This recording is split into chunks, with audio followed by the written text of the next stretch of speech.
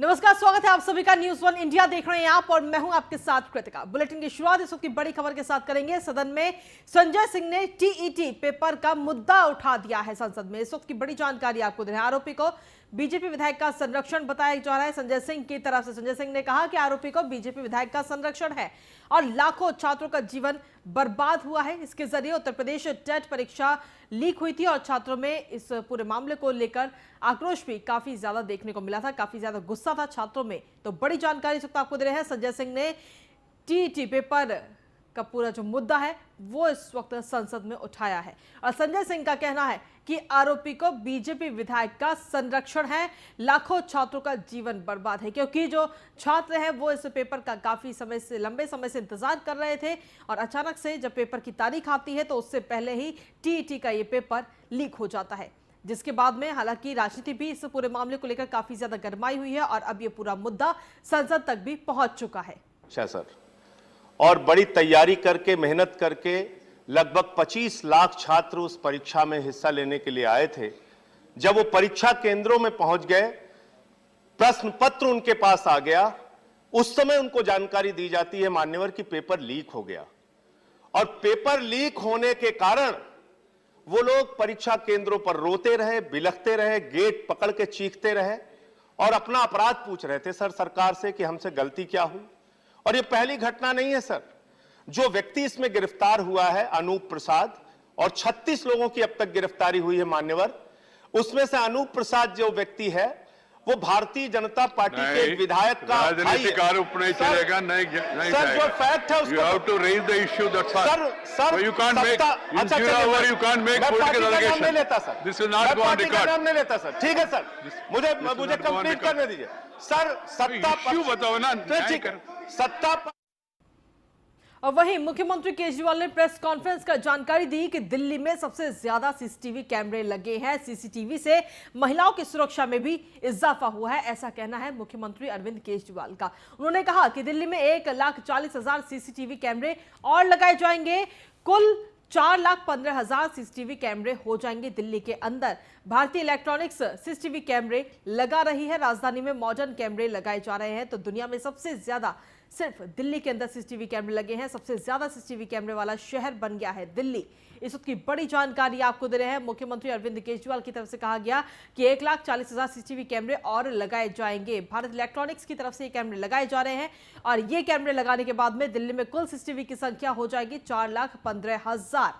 तो अरविंद केजरीवाल ने सीधे तौर पर कहा कि सीसीटीवी लगने के बाद में महिलाओं की सुरक्षा में भी इजाफा हुआ है और ये पूरी जानकारी मुख्यमंत्री अरविंद केजरीवाल ने प्रेस कॉन्फ्रेंस के जरिए दी। दिल्ली नंबर 1 है।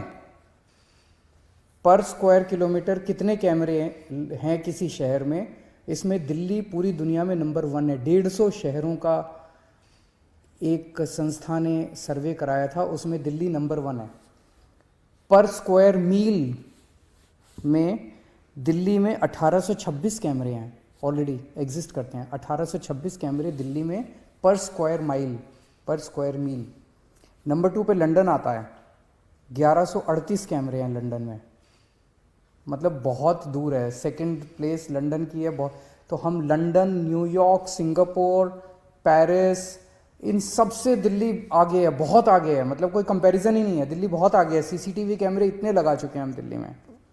हमारे देश में देखें तो सेकंड नंबर पे चेन्नई आता है दिल्ली के बाद, और चेन्नई से 3 गुना ज़्यादा कैमरे हैं हमारे दिल्ली में। मुंबई से 11 गुना ज़्यादा कैमरे हैं दिल्ली में। जब से ये कैमरे लगाए हैं उससे महिलाओं की सुरक्षा में इजाफा हुआ है, महिलाएं सेफ फील करने लगी हैं। और दूसरा, ओवरऑल पुलिस को अब अपराध सॉल्व करने में बहुत मदद मिलती है, क्योंकि जहां भी कोई अगर अपराधी जाता है तो उसकी सीसीटीवी में फुटेज आ जाती है। तो अपराध सॉल्व करने में पुलिस को बहुत मदद मिलती है। आज मैं खुशखबरी आपके लिए ये लेके आया हूँ कि हम 1,40,000 कैमरे और लगाने जा रहे हैं दिल्ली में। 2,75,000 लग चुके हैं, 1,40,000 और लगाने जा रहे हैं। फेज़ 2 कैमरे लगाने का शुरू हो रहा है। इसके बाद दिल्ली में टोटल 4,15,000 कैमरे हो जाएंगे।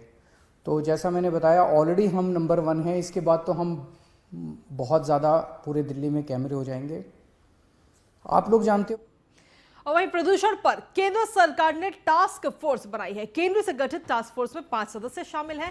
टास्क फोर्स के पास कानूनी शक्तियां भी होंगी। तो बड़ी जानकारी इस वक्त आपको दे रहे हैं। लगातार जिस तरीके से दिल्ली एनसीआर में प्रदूषण लगातार बढ़ रहा है और हालांकि कई जगह पर स्मॉग टावर भी बनाए गए हैं, लेकिन उसके बावजूद भी दिल्ली एनसीआर में प्रदूषण कम होने का नाम नहीं ले रहा है।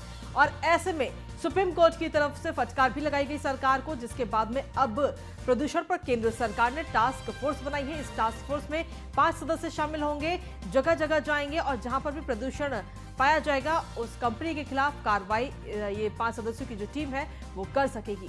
इनके पास में कानूनी शक्तियां भी होंगी। टास्क फोर्स के पास 5 सदस्यों की ये टास्क फोर्स है जो दिल्ली में जगह जगह जाएगी और जहां से भी लगेगा कि प्रदूषण फैल रहा है वहां पर कार्रवाई की जाएगी टास्क फोर्स की तरफ से।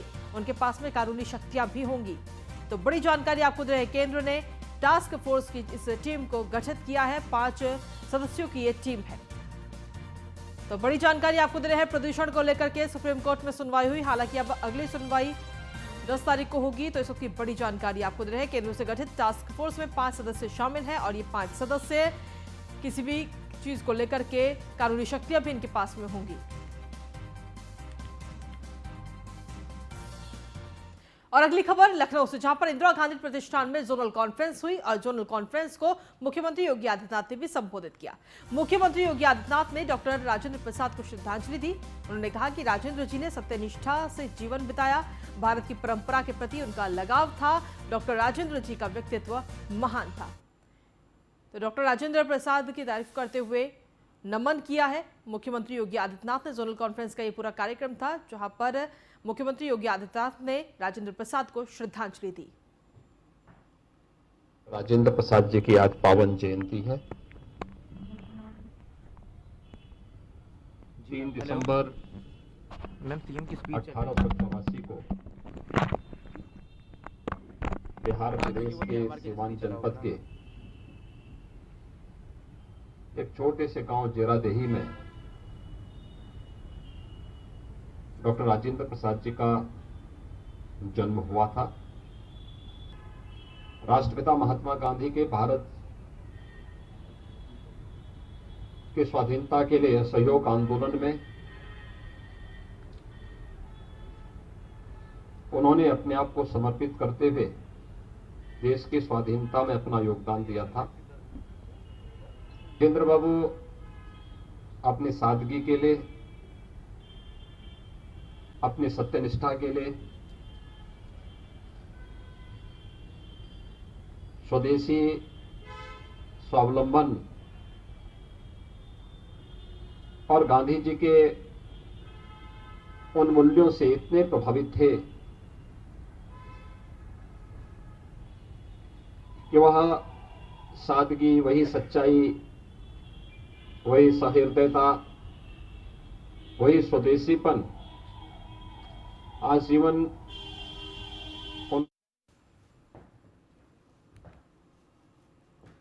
वहीं गोरखपुर दूरदर्शन केंद्र को मुख्यमंत्री योगी आदित्यनाथ की पहल से बड़ी सौगात मिली है। केंद्र सरकार के सूचना एवं प्रसारण मंत्रालय ने दूरदर्शन गोरखपुर के बुधगृह केंद्र को 7 करोड़ की लागत से स्थापित किया है।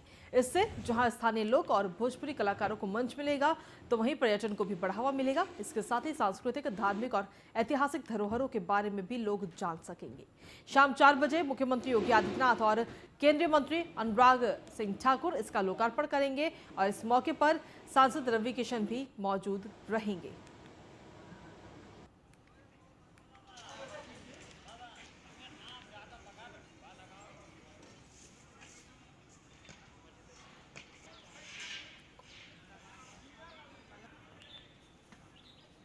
और वहीं खबरों में आगे बढ़ेंगे, बात करेंगे अब अलीगढ़ की, जहां पर कोरोना पॉजिटिव युवक इस वक्त निकला है। और कोरोना पॉजिटिव नैनीताल में ये युवक पढ़ता था, अलीगढ़ आया अपने घर पर और घर पर ही युवक को आइसोलेट इस वक्त किया गया है। तो बड़ी जानकारी इस वक्त आपको दे रहे हैं। युवक कोरोना पॉजिटिव निकला है, नैनीताल से अलीगढ़ ये अपने घर पहुंचा था। ये इसकी पढ़ाई नैनीताल में चल रही है और अलीगढ़ अपने घर ये युवक पहुंचा था, जहां पर इसका कोविड टेस्ट हुआ तो ये पॉजिटिव पाया गया, जिसके बाद में उसे आइसोलेट किया गया है। तो बड़ी जानकारी आपको दे रहे हैं। अलीगढ़ में एक युवक इस वक्त कोरोना पॉजिटिव पाया गया है। घर पर ही युवक को हालांकि फिलहाल आइसोलेट किया गया है। तो आपको बता दें इस वक्त की बड़ी जानकारी, एक तरफ ओमिक्रॉन की दहशत है तो वहीं दूसरी तरफ अलीगढ़ में एक कोरोना पॉजिटिव एक युवक निकला है जो नैनीताल में पढ़ाई करता था और अलीगढ़ अपने घर पहुंचा है। और चलिए खबरों में आगे बढ़ेंगे। ओमिक्रॉन की दहशत के बीच उत्तर प्रदेश में इस वक्त अलर्ट जारी किया गया है। लखनऊ में कोरोना संक्रमित 2 महिलाओं का सैंपल लिया गया। जीनोम सीक्वेंसिंग को ये दोनों महिलाओं के सैंपल इस वक्त भेजे गए हैं। केरल की ट्रैवल हिस्ट्री के चलते सैंपल की जांच होगी। मुख्यमंत्री के निर्देश पर जीनोम सीक्वेंसिंग के लिए इस दोनों के सैंपल भेजे गए हैं। साथ ही आपको बता दें कि भारत में ओमिक्रॉन दस्तक दे चुका है। कर्नाटक में 2 लोगों में ओमिक्रॉन की पुष्टि हुई, जिसकी स्वास्थ्य मंत्रालय ने खुद जानकारी दी और ये वायरस और भी कई देशों में अपना कहर बरपा रहा है। आपको बता दें कि ये वायरल डेल्टा वेरिएंट से भी 5 गुना ज्यादा खतरनाक है। तो बड़ी जानकारी इस वक्त आपको दे रहे हैं। भारत में ओमिक्रॉन दस्तक दे चुका है। कर्नाटक में 2 लोगों के अंदर ओमिक्रॉन की पुष्टि हुई है। ओमिक्रॉन के पहले मरीज की हिस्ट्री जो है वो आपको बता रहे हैं। 66 साल का ये युवक है और 66 साल के वरिष्ठ व्यक्ति में इसकी पुष्टि हुई। 20 नवंबर को दुबई से भारत ये शख्स पहुंचा था। कोविड टेस्ट की रिपोर्ट पॉजिटिव इसकी पाई गई और दक्षिण अफ्रीका का ये युवक रहने वाला है। 20 नवंबर को दुबई से भारत ये पहुंचा था शख्स और कोविड टेस्ट की रिपोर्ट पॉजिटिव आई उसकी। साथ ही निजी होटल में चेक इन किया था इस शख्स ने। तो ओमिक्रॉन के पहले मरीज की जो हिस्ट्री है वो आपको बताया, जिसके बाद में 23 नवंबर को कोविड टेस्ट इसका नेगेटिव आया और 27 नवंबर को ये वापस दुबई चला गया था। तो जीनोम सीक्वेंसिंग में ओमिक्रॉन पाया गया है। ओमिक्रॉन वेरिएंट जो अधिकतर देशों में इस वक्त कहर बरपा रहा है। वहीं दूसरी तरफ जो दूसरा मरीज है वो है 46 साल का और भारतीय नागरिक है। सरकारी अस्पताल में पेशे से डॉक्टर है ये शख्स, जो ओमिक्रॉन का दूसरा मरीज पाया गया है। कर्नाटक में 21 नवंबर को इसका कोविड टेस्ट हुआ था, जिसके बाद में 22 नवंबर को इसकी कोविड रिपोर्ट पॉजिटिव आई थी और उसके बाद में 25 नवंबर को उसे अस्पताल में भर्ती कराया गया था। तो ओमिक्रॉन का ये दूसरा मरीज है, यानी कि कर्नाटक में अभी तक 2 मरीज पाए गए हैं ओमिक्रॉन वेरिएंट के और 27 नवंबर को अस्पताल से इसकी छुट्टी भी हो गई।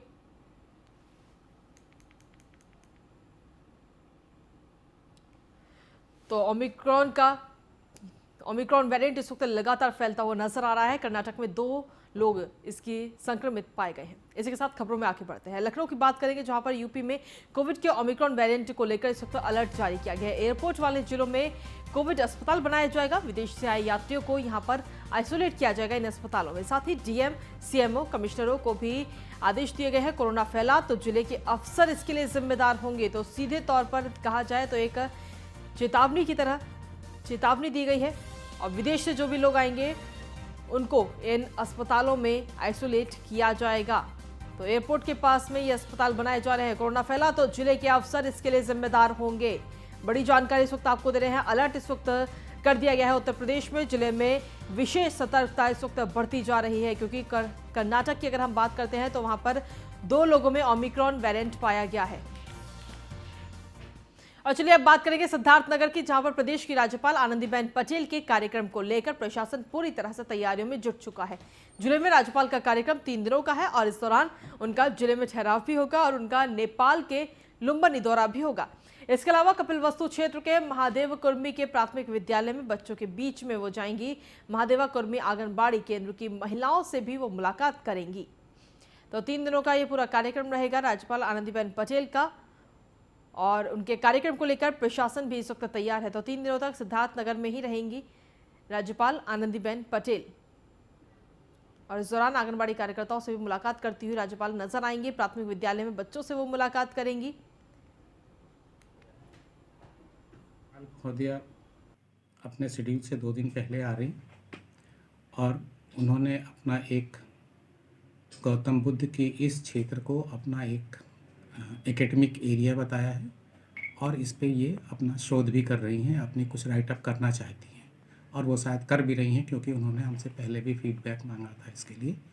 और इसके साथ साथ वो 5 तारीख को जो दीक्षांत समारोह में आएंगी या भाग लेंगी, उसमें करीब 39 बच्चे हैं जिनको कि हमें गोल्ड मेडल देना है और बच्चों को डिग्री देनी है और उसकी सारी तैयारियां हो चुकी हैं। गोल्ड मेडल तैयार हो चुके हैं, डिग्री तैयार हो चुकी है, यूनिवर्सिटी की साफ़ सफाई हो चुकी है और हमें उम्मीद है कि ये एक बहुत अच्छा और सक्सेसफुल प्रोग्राम होगा। और अब अगली खबर चंदौली से, जहां पर पंडित दीनदयाल उपाध्याय रेलवे स्टेशन पर रेलवे सुरक्षा बल के जवानों ने न सिर्फ एक रेल यात्री की जान बचाई बल्कि उसका समुचित इलाज कराकर उसको घर पहुंचाने में भी मदद करी। दरअसल पुरुषोत्तम express Pandit Deendayal Upadhyay railway station पर पहुंची तो उस ट्रेन में सवार दिल्ली से बिहार जा रहे शख्स ने रेलवे स्टेशन पर कुछ सामान खरीदने के लिए उतरा। इसी दौरान ट्रेन चल दी तो वो जल्दबाजी में ट्रेन में चढ़ने की कोशिश करने लगा, लेकिन इस दौरान वो फिसल कर प्लेटफॉर्म पर गिर पड़ा, जिससे उसके सर में भी चोट लग गई। मौके पर मौजूद आरपीएफ के जवानों ने तुरंत उसकी मदद की, उसकी जान बचाई। तो ट्रैक पर जाने से ये शख्स बाल बाल बचा है और ये वीडियो आप देख रहे हैं इस वक्त। दरअसल चलती ट्रेन में ये शख्स चढ़ रहा था, इसी दौरान उसका पैर स्लिप हो गया, पैर फिसल गया और वो नीचे गिर गया। हालांकि ट्रेन वहां तुरंत रुक गई, जिसकी वजह से उसकी जान बच गई और जो वहां पर सीआरपीएफ के जवान थे उन्होंने तुरंत उसे वहां से निकाला और उसे हॉस्पिटल पहुंचाया गया। तो चंदौली का ये वीडियो इस वक्त सामने आया है, जहां पर ये शख्स कुछ दिल्ली से बिहार की ओर ये शख्स जा रहा था। इस दौरान कुछ सामान लेने के लिए ये प्लेटफॉर्म पर उतरा और जब ट्रेन चल दी तो ये चलती ट्रेन में ही चढ़ने की कोशिश करने लगा। और ये तस्वीर इस वक्त आप देख सकते हैं, जब ट्रेन चल रही थी तो उसी दौरान ये ट्रेन में चलने की कोशिश कर रहा था और इसी दौरान इसका पैर फिसल गया और ये प्लेटफॉर्म पर ही गिर पड़ा। हालांकि ये शख्स बाल बाल बच्चा है। सर में चोट लगा है ना, सर में चोट लगा है, पीठ में भी लगा है। माने आप लोग जब गाड़ी चलती है तब नहीं चढ़ते हैं, जब कूलर में है।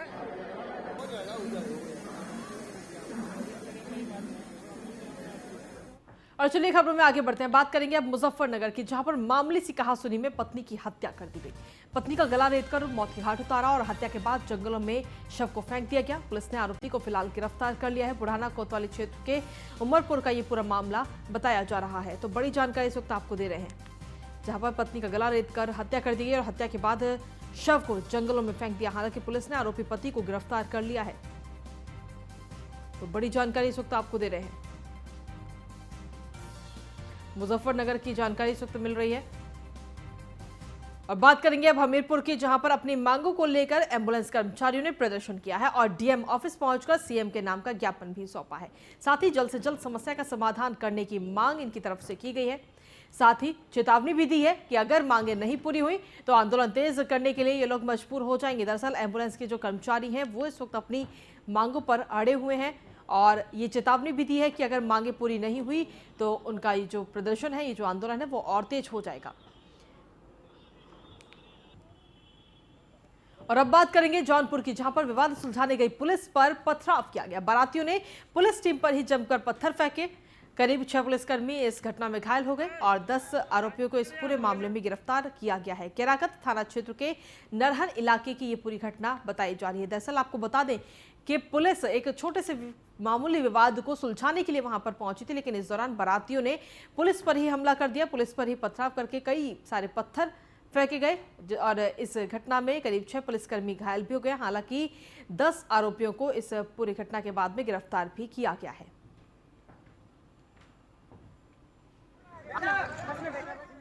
और अब बात करेंगे लखनऊ की, जहां पर पुलिसकर्मी की सरेआम पिटाई की गई। बेखौफ दबंगों ने सब इंस्पेक्टर की पिटाई की। रईस जादव ने सब इंस्पेक्टर पर थप्पड़ बरसाए हैं। होटल के बाहर मामूली बात पर मारपीट हो गई। विनोद कुमार ने हसनगंज थाने में तहरीर दी है। आरोपियों को पुलिस ने हालांकि गिरफ्तार भी कर लिया है। निराला नगर पुलिस चौकी के पास का ये पूरा मामला इस वक्त बताया जा रहा है। तो रईस जादव ने इंस्पेक्टर पर यह हमला किया और थप्पड़ ही बरसाए हैं। वायरल वीडियो इस वक्त आप देख सकते हैं। हालांकि इस पूरे मामले में अब कार्रवाई कर दी गई है और आरोपी को गिरफ्तार कर लिया गया है। और वहीं अगली खबर अब बलिया से, जहां पर नगर पालिका परिषद के सभासद और ईओ में जमकर झड़प हुई है। नगर पालिका के सभासद और अधिशासी अधिकारी के बीच झड़प का ये वीडियो वायरल हो रहा है। ददरी मेला के नगर पालिका कैंप ऑफिस में ईओ दिनेश विश्वकर्मा और सभासद विकास पांडे के बीच झड़प हुई है। दोनों के बीच झड़प के दौरान पुलिस भी मौजूद रही। फिलहाल मामला बढ़ता देख पुलिस ने सभासद को हिरासत में ले लिया है। बताया जा रहा है कि ददरी मेला में बने नगर पालिका के कैंप ऑफिस में सभासद विकास पांडे ईओ दिनेश विश्वकर्मा को विरोध करते हुए जबरदस्ती माला पहनाने की कोशिश कर रहे थे और इसी दौरान दोनों के बीच हाथापाई भी हो गई। और वहीं सभासद ने नगर पालिका के ईओ और चेयरमैन पर घोटाले का भी आरोप लगाया है। और झड़प का ये वीडियो भी लगातार इस वक्त वायरल हो रहा है। बलिया की तस्वीरें इस वक्त आपको दिखा रहे हैं।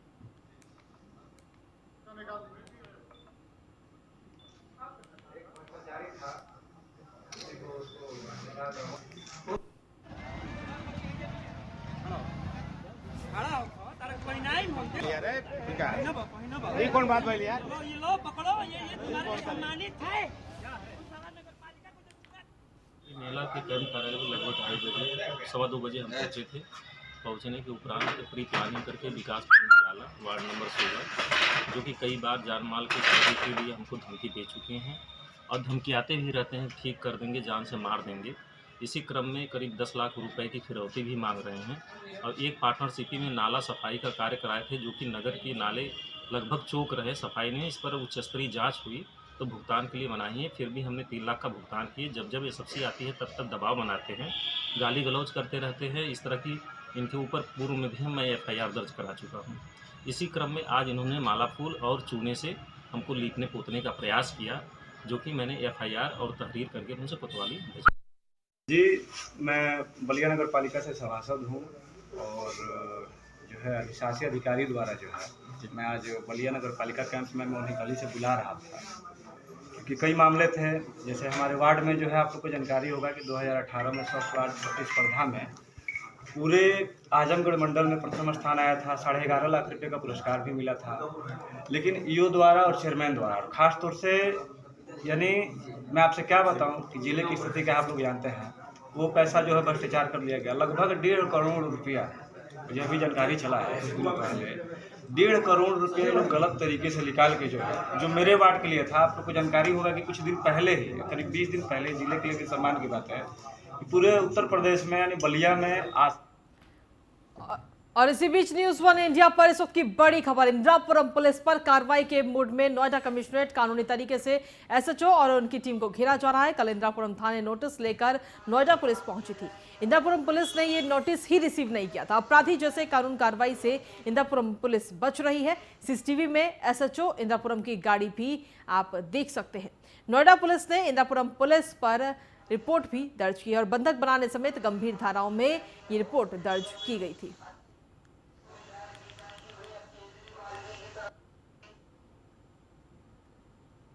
तो आपको बता दें कि इंदिरापुरम पुलिस पर कार्रवाई के मूड में अब कहीं ना कहीं नोएडा कमिश्नरेट नजर आ रही है। कानूनी तरीके से SHO और उनकी टीम को घेरा जा रहा है। अगली खबर मथुरा से, जहां पर यमुना एक्सप्रेसवे पर आज सुबह एक भयानक सड़क हादसा हो गया और इस सड़क हादसे में 5 लोगों की मौत हो गई। आपको बता दें कि इस हादसे में बोलेरो गाड़ी 2 हिस्सों में बंट गई। CM योगी ने इस हादसे पर दुख भी जताया है। घायलों को समुचित इलाज कराने के निर्देश दिए गए हैं। आपको बता दें और इसी के साथ फिलहाल मेरे साथ इस बुलेटिन में इतना ही। नमस्कार।